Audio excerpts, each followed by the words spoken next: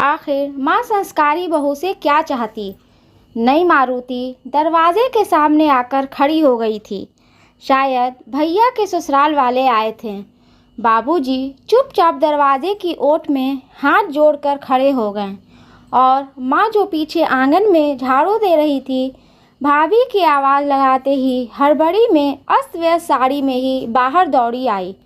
आते ही भैया की छोटी साली ने सैम को गोद में भर लिया और अपने साथ लाए हुए कई कीमती खिलौने देखकर उसे बहलाने लगी।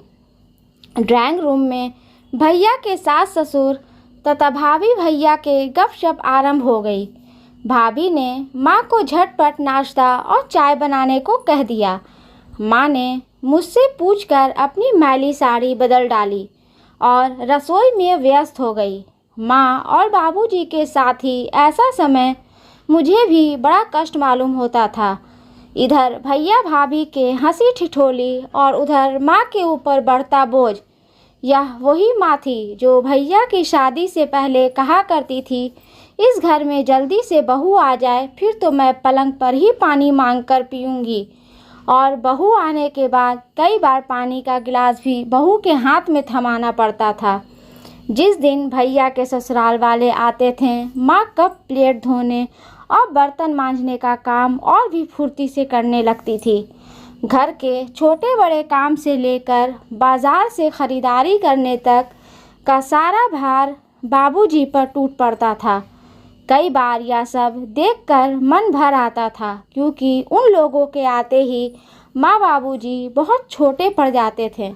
दरवाजे के बाहर बच्चों का शोरगुल सुनकर मैंने बाहर झांक कर देखा। कई मैले कुचैले बच्चे चमचमाती कार के पास एकत्र हो गए थे। भैया थोड़ी थोड़ी देर बाद कमरे से बाहर निकलकर देख लेते थे और बच्चों को इस तरह डांटते खदेड़ते थे मानो कोई आवारा पशु हो। भैया के सास ससुर के बीच मिली रोने लगी। फिर उसके पापा उसे चुप करवाते हैं और उसे कहते हैं, तैयार हो जाओ, थाने जाना है, एक FIR लिखवानी है। रात को सिर्फ तुम्हारे प्रोटेक्शन के लिए पुलिस उसे ले गई थी। मिली पहले अपने पापा को पानी देती है और फिर चाय बनाकर लाती है। पापा कहते हैं, चाय क्यों बनाई? मिली कहती है, पापा पहले मुझे आपसे कुछ बातें करनी है। और फिर यह बैठकर सब बातें बताती है।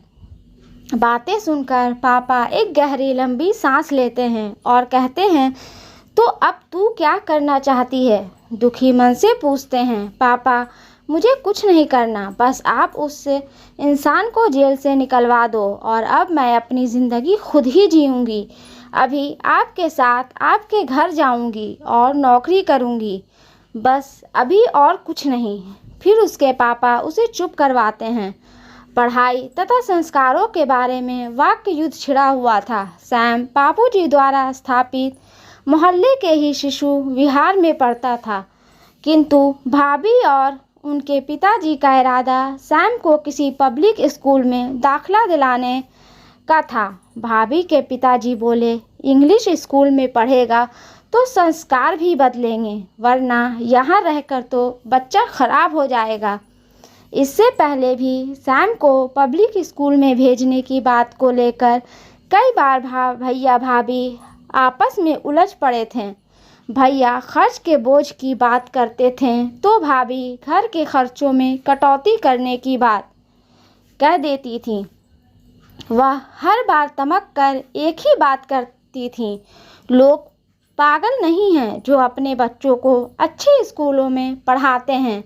इन स्कूलों के बच्चे ही अच्छे पदों पर पहुंचते हैं। भैया मौन रह जाते थे। बड़े उत्साह से भाभी ने स्कूल से फॉर्म मंगवाया था।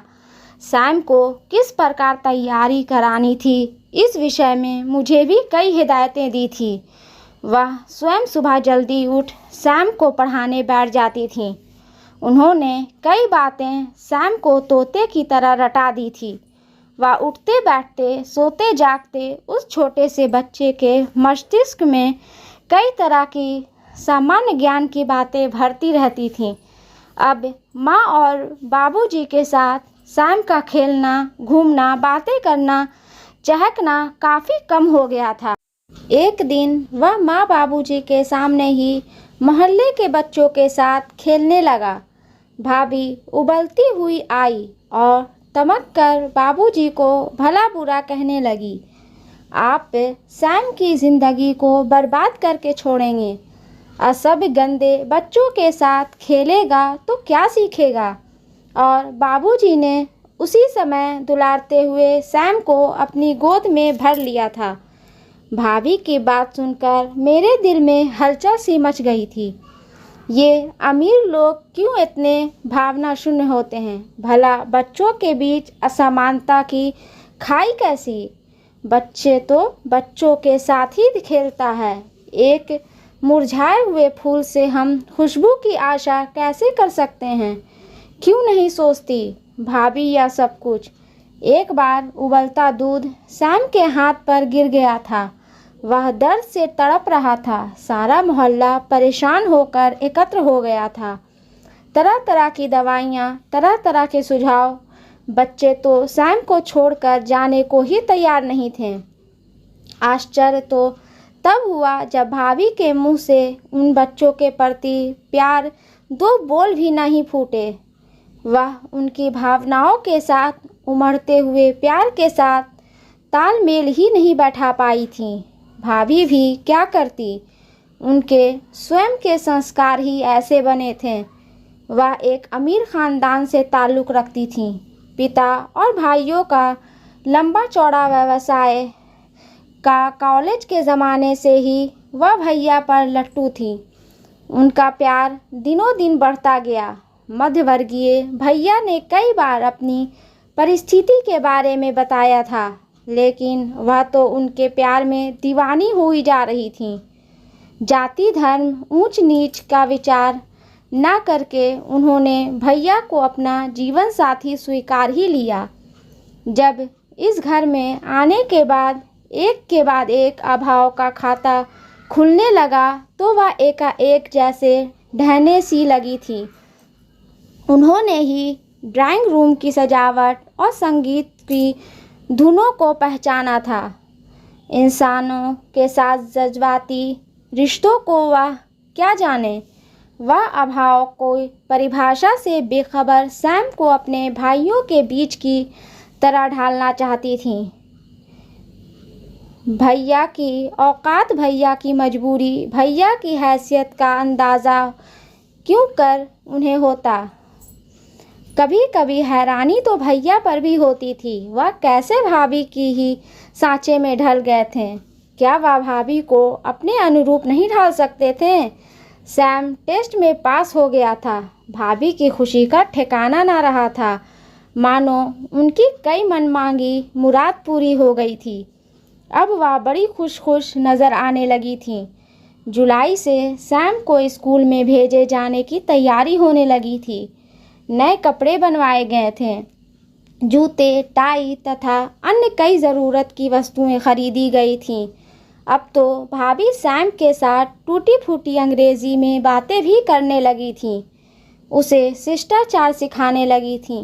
भाभी सैम को जल्दी उठा देती थी। बेटा, देखा नहीं तुम्हारे मामा के त्रुतु पिंकू कैसे अपने हाथ से काम करते हैं। तुम्हें भी काम स्वयं करना चाहिए। थोड़ा चुस्त बनो। भाभी उस नन्ही सी जान को चुस्त बनना सिखा रही थीं, जिसे खुद चुस्त का अर्थ मालूम नहीं था। माँ और बाबूजी सैम से अलग होने की बात सोचकर अंदर ही अंदर विचलित हो रहे थे। आखिर सैम के जाने का निश्चित दिन आ गया था।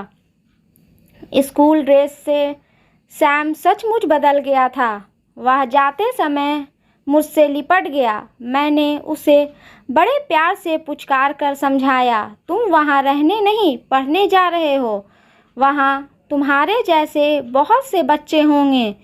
उनमें से कई तुम्हारे दोस्त बन जाएंगे। उनके साथ पढ़ना, उनके साथ खेलना। तुम हर छुट्टी में घर आ जाओगे।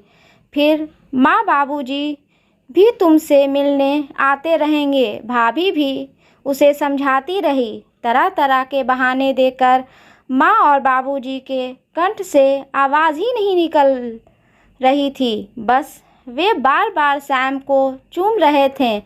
सैम की विदाई का क्षण मुझे भी रुला गया।